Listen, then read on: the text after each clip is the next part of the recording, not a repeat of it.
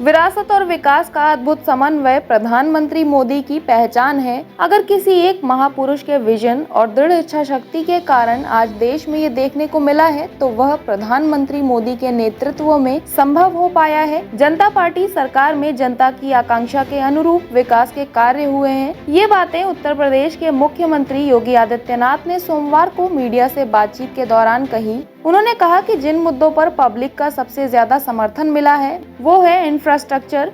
आज देश में हाईवे दोगुने हुए हैं। 2014 से पहले 74 एयरपोर्ट थे और आज 150 से ज्यादा हैं। कांग्रेस के समय केवल एक एम्स बना था।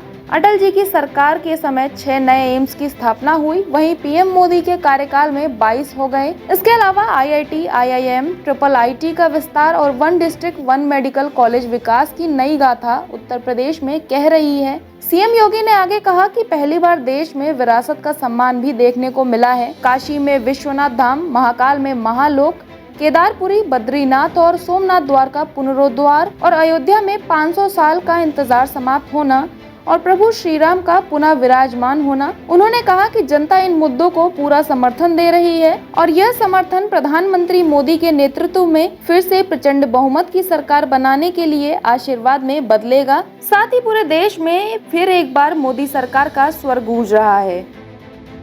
देखिए, भारत दुनिया का सबसे बड़ा लोकतंत्र है। लोकतांत्रिक मूल्यों के साथ जीते हुए जनता जनार्दन की सेवा और उनके आकांक्षा के अनुरूप विकास के कार्य हो सकें, ये पहली बार देश के अंदर देखने को मिला है। विकास और विरासत का एक अद्भुत समन्वय प्रधानमंत्री मोदी जी की पहचान है और इस दिशा में जो कार्य हुए हैं वो अद्भुत हैं। हम लोग जब जनता से इन मुद्दों पे चर्चा करते हैं तो पब्लिक का रिस्पांस भी इस बात को लेके आता है, देखने को मिलता है। खासतौर पर जिन मुद्दों पर पब्लिक का बेहतर समर्थन मिल रहा है, एक इंफ्रास्ट्रक्चर का, हाईवे लगभग दुगने हुए हैं। यानी देश के अंदर 70 वर्षों से अधिक समय तक जितने हाईवे थे, आज़ादी के पहले और आज़ादी के बाद 2014 तक, मात्र 10 वर्ष में उसके लगभग दोगुने हाईवे का निर्माण इस दौरान हुआ।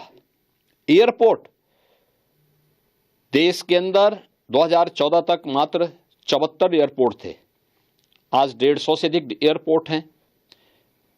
एम्स, कांग्रेस के समय एक एम्स बना। सरदेव अटल जी ने अपने समय में 6 नए एम्स की स्थापना की आधारशिला रखी और मोदी जी के समय 7 एम्स से बढ़कर के आज संख्या 22 हो गई है। ऐसे ही आईआईटी, आईएम, IIIT, इन सबके विस्तार के लिए 1 डिस्ट्रिक्ट 1 मेडिकल कॉलेज, हर घर नल की योजना, ये विकास की एक नई गाथा और विकसित भारत की आधारशिला इसके माध्यम से देश के अंदर बनी है। तो पहली बार देश ने विरासत का सम्मान भी सरकार के स्तर पर होते हुए देखा है और ये अद्भुत है। आपने उसकी मिसाल देखी होगी, काशी में काशी विश्वनाथ धाम, महाकाल में महालोक का निर्माण, उत्तराखंड में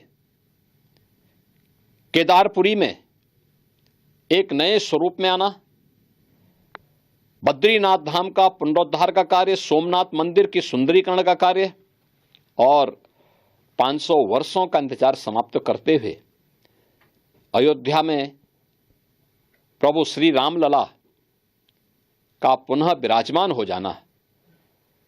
ये केवल विराजमान नहीं बल्कि इन सभी नगरियों की कायाकल्प भी हुई है।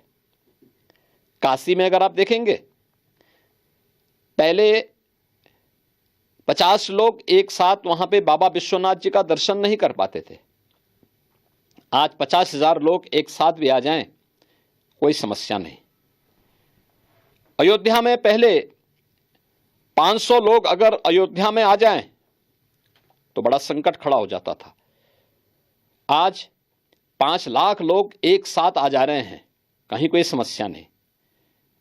ऐसे ही अन्य आस्था से जुड़े हुए केंद्रों के बारे में भी एक नया स्वरूप हम सबको देखने को मिला है और विरासत और विकास का यह अद्भुत समन्वय अगर किसी एक महापुरुष के विजन और दृढ़ इच्छा शक्ति के कारण आज देश के अंदर देखने को मिला है तो वह प्रधानमंत्री मोदी जी के नेतृत्व में संभव हो पाया है। पब्लिक इसको हाथों हाथ ले रही है। जनता जनार्दन इन मुद्दों को अपना पूरा समर्थन दे रही है, पूरा समर्थन दे रही है और मेरा मानना है कि जनता जनार्दन का यह समर्थन प्रधानमंत्री मोदी जी के नेतृत्व में फिर से प्रचंड बहुमत की सरकार बनाने के लिए जनता के आशीर्वाद में बदलेगा।